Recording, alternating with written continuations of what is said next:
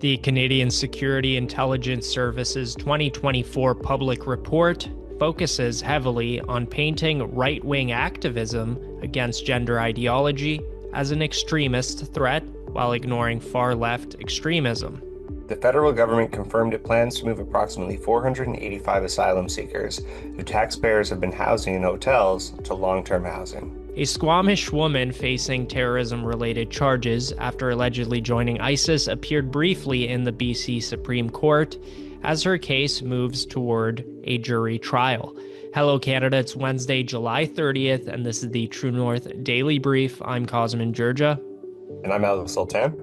We've got you covered with all the news you need to know. Let's discuss the top stories of the day and the True North exclusives you won't hear anywhere else. Canada's top intelligence agency has released its latest annual report on national security threats, and it conveniently leaves out any mention of far-left extremism, anti-Semitism, and violence. The Canadian Security Intelligence Service's 2024 public report focuses heavily on painting right-wing advocacy against gender ideology as an extremist threat. In the report, CSIS outlines its top domestic concerns as, quote, religiously motivated violent extremism, ideologically motivated violent extremism, and politically motivated violent extremism. But of those, ideologically motivated violent extremism dominates the narrative as an umbrella category that lumps together racism, anti-government ideology, incels, and anti-gender ideology. CSIS warns that, quote, gender identity-driven violence includes violent misogyny, including the incel movement, anti-2S LGBTQIA+, and anti-gender-driven ideology violence. This is a subcategory of ideologically motivated violent extremism, which the report says accounted for, quote, approximately 50% of all CSIS counterterrorism investigations in 2023. While gender-related threats are only one component of IMVE, they are prominently highlighted in the report's discussion on domestic extremism. The report does not name left-wing violent extremism. There is no mention of the rising threat of anti-Semitism, eco-terrorism, Antifa, multinational anti-capitalist organizing, and no reference to radical climate activists. In a 2022 House of Commons Public Safety Committee, Public Safety Canada, and CSIS faced criticism for omitting a wave of church burnings from national threat assessments. A CSIS official defended the omission by noting that criminal investigations fall to the RCMP, but the exchange fueled concerns over the agency's responsiveness to anti-Christian violence. Sir, I really think that I am not the best person to answer that question. I just find it interesting because you do have extensive stuff in your public report about ideologically motivated extremism, religiously motivated extremism, politically motivated extremism, and yet 30 churches being burned down in Canada last year didn't merit a mention. CSIS classifies anti-gender ideology views, among other beliefs, as dangerous, even when nonviolent. Alex, I can think of a few examples where far-left climate activists have engaged in extremism, whether it's property destruction, whether it's attacking people physically for opposing their views. What are some things that come to mind for you that could have been included in this report, but were entirely omitted by Canada's top intelligence agency? Well, your question is very fresh of mind for me because I recently attended the setting a sentencing date hearing for Tamara Leach and Chris Barber, and they are looking at 7 and 8 years, respectively, in prison for engaging in what is relatively peaceful protest. And by relatively, I mean very much in regards to the courts. Chris Barber's lawyer pointed out that there was virtually zero property violence in terms of the quote-unquote mischief that occurred during the Freedom Convoy of 2022 versus, let's say, the G20 protest in Toronto, where many people engaged in very violent and destructive protests, including the smashing of police cars, the smashing of business windows, so on and so forth. And so I think that your question is really relevant, and I think it's really interesting given the current context that we're in. because, as another example, I also attended the trial matter with regards to the Coots hearings. And in that case, there was, again, zero property violence and zero violence generally whatsoever. And those people also were not only facing, but actually endured very, very lengthy prison terms. Interestingly enough, and relevant to the Coots trial, a woman named Barbara Perry, who is a frequent guest on the CBC, was actually brought in for the pretrial hearings as a potential witness.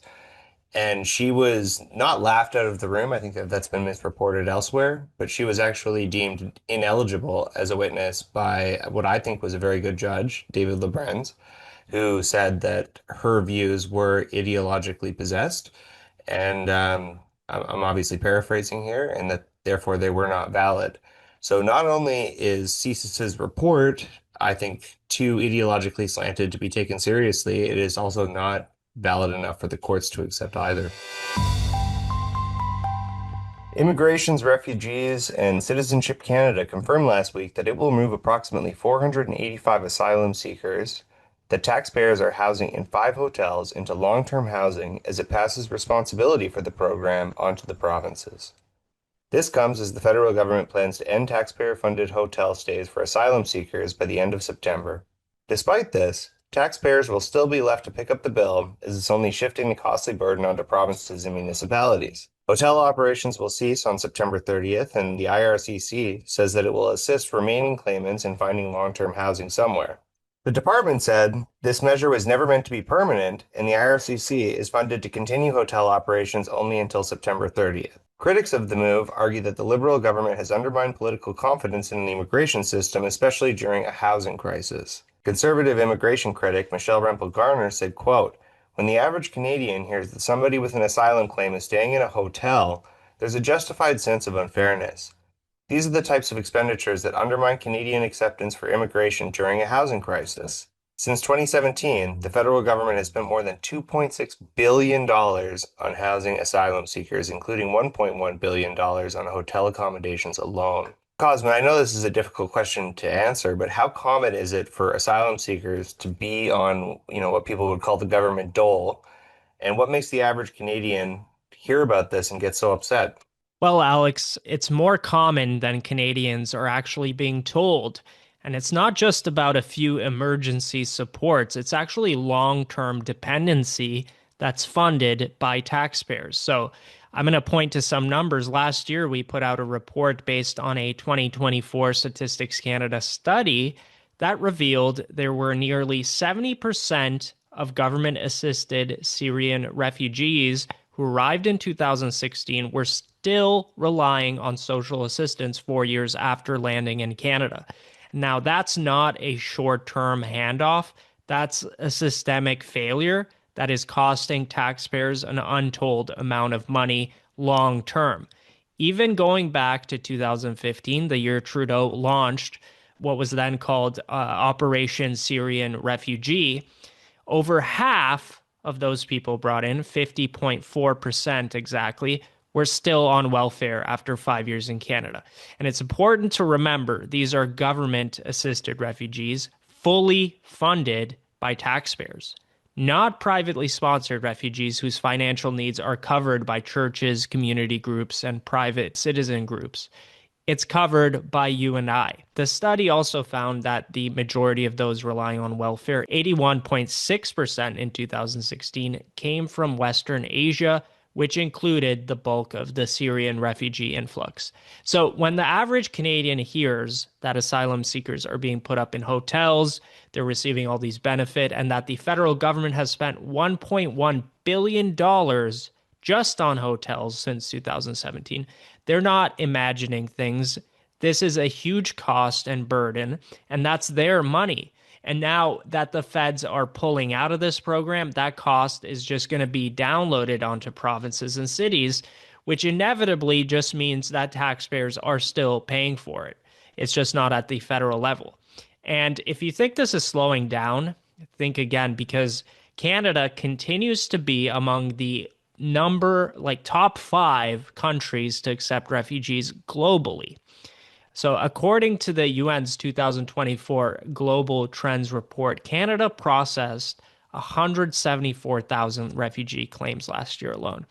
That makes us the fourth largest destination for asylum seekers globally. And think about this geographically, right? We have nations in the Middle East in war zones, now in Europe, right? Nations bordering Ukraine that could take in refugees, especially in the Middle East. There are several Arab nations that are peaceful, do not have an active war, and are more than capable to take in their neighbors. But Canada is the fourth largest destination for asylum seekers globally. It's kind of outrageous when you think about that.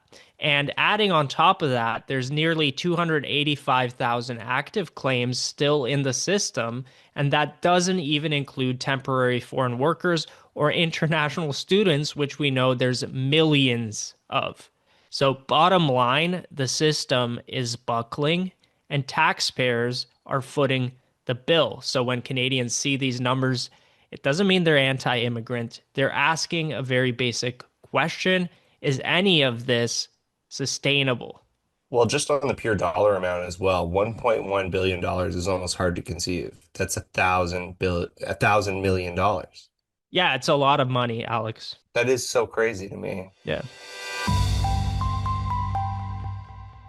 A Squamish woman facing terrorism-related charges for allegedly joining the Islamic State group in Syria appeared briefly in BC Supreme Court on Monday. Her case is progressing slowly toward a jury trial. Last November, 51-year-old Kimberly Pullman chose a jury trial, and a date-setting hearing had originally been scheduled for April. Her case has been repeatedly delayed, however, in part due to disclosure issues involving the federal court and the application of national security protections. Pullman faces 2 criminal code charges, 1 count of leaving Canada to participate in the activity of a terrorist group, and 1 count of participating in the activity of a terrorist group. The charges date back nearly a decade and stem from a long-running investigation by the RCMP's Pacific Region Federal Policing Integrated National Security Enforcement Team. Police allege Pullman left Canada in 2015 to join ISIS. Prosecutors allege Pullman was part of an all-female ISIS battalion, Nusayba Katiba, providing weapons training to other women dedicated to the cause. They also allege she was an informant for the ISIS secret police known as the MNI.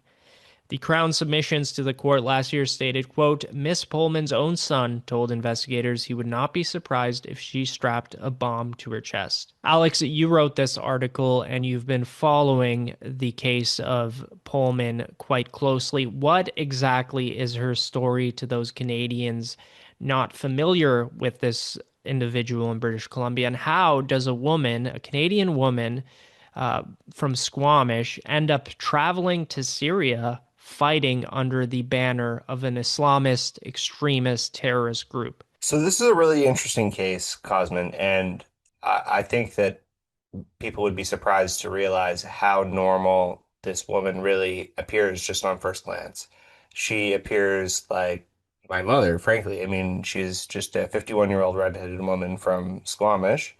She says that she went to Syria on a naive idea that she was marrying a man that she loved and was unfairly ensnared into a geopolitical conflict that she didn't fully understand. And the evidence that I have seen in terms of video evidence showing what the Crown purports to be, Kimberly Pullman, shows a woman wearing a niqab.